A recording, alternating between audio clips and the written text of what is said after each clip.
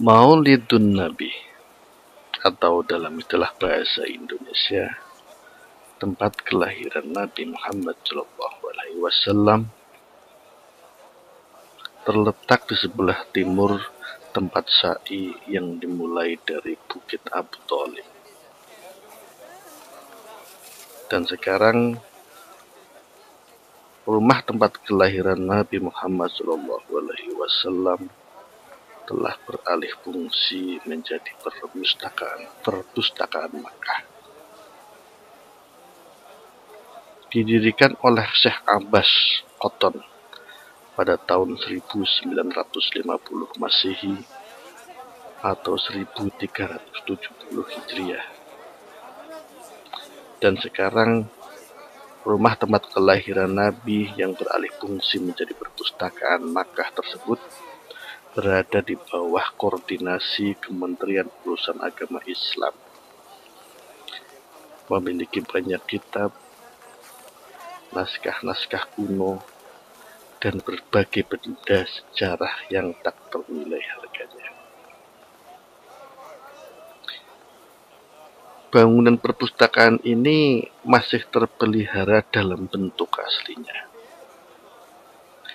Terdiri dari 2 tingkat dan jendela-jendela yang terbuat dari kayu berwarna coklat kehitam-hitaman yang menjadi ciri khas bangunan Makkah sejak zaman dahulu.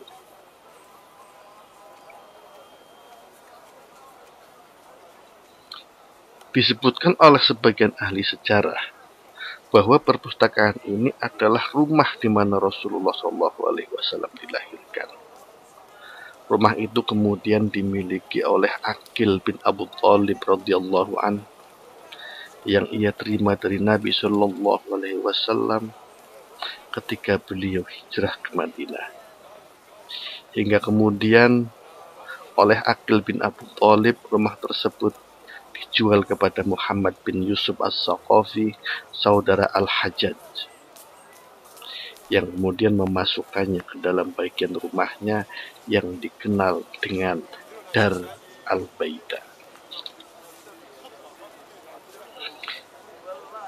Dan ketika Al-Khayziron, ibu daripada Harun ar-Rasyid, menunaikan haji pada tahun 71 Hijriah, ia kemudian menjadikannya masjid untuk ditempati sholat. Sebenarnya tidak ada dalil sahih yang menjelaskan secara meyakinkan di mana tempat kelahiran Nabi SAW dengan pasti. Oleh sebab itu, ulama dan sejarawan berbeda pendapat dalam menentukan tempat pasti kelahiran beliau.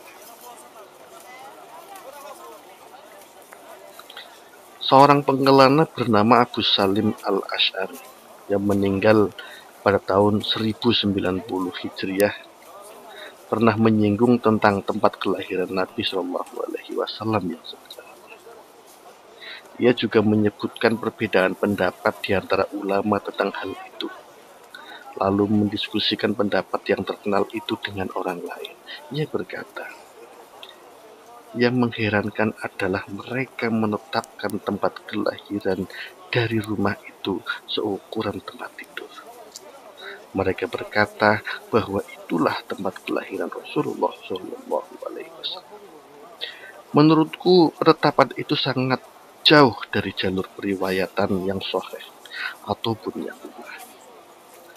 Berdasarkan perbedaan pendapat sebelumnya, apakah di kota Mekah atau di tempat lain. Kalau dikatakan bahwa ia ada di kota Makkah, terus ia ada di jalan mana? Setelah menetapkan jalan ini, lalu ia ada di perumahan mana? Bila kita telah menetapkan rumahnya sekalipun, kita masih kesulitan untuk mencari tahu tentang letak pasti dari rumah itu. Setelah berlalunya masa dan era yang panjang, serta hilangnya jejak sejarah. Kemudian beliau radhiyallahu an berkata dengan menyampingkan kebenaran penetapan tempat itu. Kelahiran itu terjadi pada masa jahiliyah dan tidak ada seorang pun yang memiliki perhatian untuk menghafal dan memelihara berbagai macam tempat. Terlebih mereka tidak memiliki kepentingan untuk hal itu. Dan setelah datangnya Islam, kita tahu kondisi para sahabat dan para tabi'in yang tidak terlalu menaruh perhatian terhadap tempat-tempat yang tidak terkait dengan amalan syar'i. Karena mereka, semoga Allah meridai mereka, lebih mengalihkan perhatian terhadap yang lebih penting dari itu, yaitu menjaga syariat dan melindunginya dengan senjata dan ucapan. Sejarawan kontemporer terkenal Hamid Al-Jasir berkata,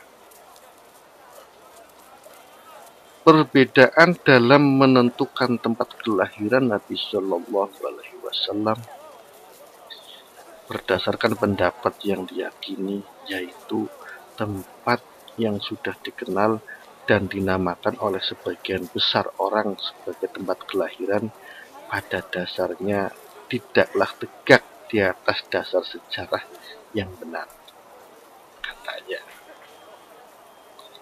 Dan tidak diragukan lagi bahwa perbedaan pendapat di antara ulama dan sejarawan dalam penetapan tempat kelahiran Nabi Shallallahu Alaihi Wasallam adalah dalil yang menunjukkan bagaimana para sahabat radhiyallahu an tidak terlalu menaruh perhatian akan hal itu, karena tidak terkait langsung dengan amalan syariat.